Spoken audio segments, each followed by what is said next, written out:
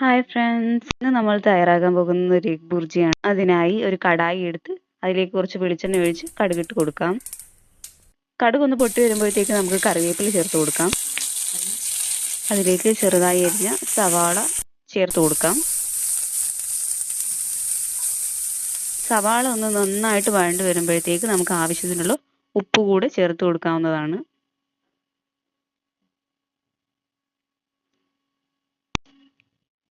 നന്നായിട്ടൊന്ന് വഴറ്റിയെടുക്കാം. ഇനി നമുക്ക് ഇഞ്ചി വെളുത്തുള്ളി പേസ്റ്റ് അതിനകത്തോട്ട് ആഡ് ചെയ്ത് കൊടുക്കാം. നന്നായിട്ട് ഒന്ന് ഇളക്കി കൊടുക്കുക. ഇനി ചെറുതായി അരിഞ്ഞ തക്കാളി നമുക്ക് അതിലേക്ക് ചേർത്ത് കൊടുക്കാം. നന്നായിട്ട് ഇളക്കി കൊടുക്കാം. ആവശ്യത്തിന് ഉപ്പ് ചേർക്കാം. പച്ചമുളക് ചേർത്ത് കൊടുക്കാം. അത് നന്നായിട്ടൊന്ന് ഇളക്കി കൊടുക്കാം. ഇനി നമ്മൾക്ക് ഇതിലേക്ക് പൊടികൾ ചേർക്കാം. 1/4 ടീസ്പൂൺ മഞ്ഞൾപ്പൊടി, 1 ടീസ്പൂൺ മുളക് പൊടി, 1 ടീസ്പൂൺ മല്ലിപ്പൊടി, 1/2 ടീസ്പൂൺ ഗരം മസാല നന്നായിട്ട് മിക്സ് ചെയ്ത് കൊടുക്കാം. അതിലേക്ക് ആവശ്യത്തിനുള്ള വെള്ളം ചേർത്ത് കൊടുക്കാം. നന്നായിട്ടൊന്ന് മിക്സ് ചെയ്യുക. ഇതിലേക്ക് 2 മുട്ട പൊട്ടിച്ച് ചേർത്ത് കൊടുക്കാം.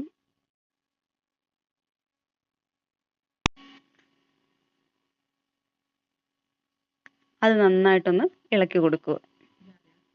നന്നായിട്ട് ചിക്കി എടുത്തു കഴിഞ്ഞാൽ നമ്മളുടെ ഈസിയായ എഗ് ബുർജി ഇവിടെ റെഡിയാണ്.